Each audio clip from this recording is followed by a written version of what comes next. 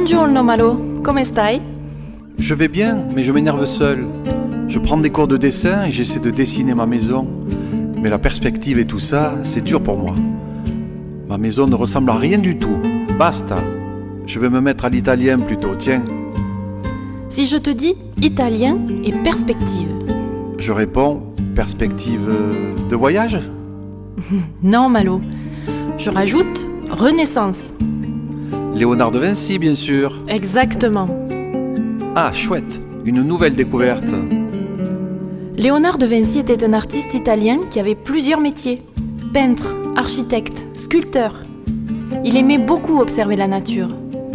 Il aimait aussi beaucoup les sciences. Ah oui, les maths, c'était son truc. Je me rappelle les proportions calculées quand il a fait l'homme de Vitruve. Ce dessin permet vraiment de voir les proportions du corps avec toutes ses parties. On y voit l'homme au centre d'un cercle et d'un carré. L'homme au centre de tout. C'était un des symboles de l'humanisme. On y voit bien le travail sur l'anatomie. Et comment a-t-il commencé la peinture? À 15 ans, il est entré dans l'atelier d'Andrea del Verrocchio, à Florence, dans la Villa Médicis. Il a rencontré Botticelli et s'est formé à la peinture. Son tableau le plus connu est la Joconde, cette femme énigmatique qui nous suit du regard. On ne sait toujours pas si elle sourit ou pas. Elle porte des habits assez sombres, mais avec un décolleté pour l'époque. C'est le portrait de qui? De Mona Lisa, l'épouse d'un commerçant florentin. Malo, tu vois comme on ne voit pas les coups de pinceau? Oui, le rendu est doux, je trouve. Un peu flou, vaporeux. C'est grâce à la technique que Léonard de Vinci a inventée. Le sfumato. C'est vrai que les ombres et les lumières se fondent ensemble dans le glacis. Et là, nous voyons la Vierge, l'enfant Jésus et Sainte Anne. N'oublions pas que nous sommes à la Renaissance et la religion prend une grande place dans la peinture à cette époque-là. Cette scène est douce, je trouve. On sent de l'amour entre ces trois générations avec le petit agneau. Un peu comme là, dans la Vierge au rocher. L'atmosphère est sombre. On retrouve Marie au centre.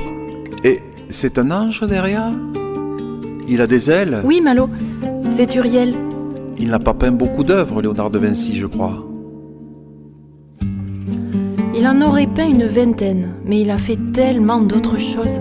On peut les voir au Louvre à Paris. Je les ai vus l'autre jour, avec Mémé Myrtille. Exactement, Malo. Là, nous avons Saint Jean-Baptiste. La lumière est uniquement sur lui. Le fond est tout sombre. On se demande d'où il sort. Regarde, il dirige sa main droite vers le ciel avec un sourire énigmatique. Comme la Joconde. Il porte un crucifix dans la main gauche. Encore une fois, la religion est très présente à l'époque. Mais au-delà du thème, on peut apprécier la technique. C'est vrai qu'il était doué quand même. Moi, on voit mes coups de pinceau à chaque fois. Pour faire un aplat, c'est compliqué. Et en plus, il n'était pas que peintre.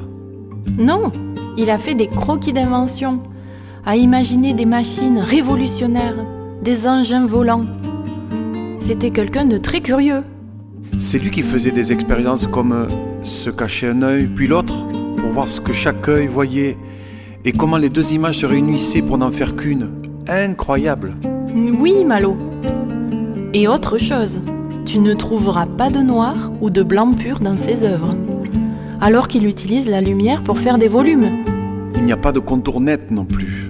C'est le sfumato, j'imagine. C'est passionnant tout ça.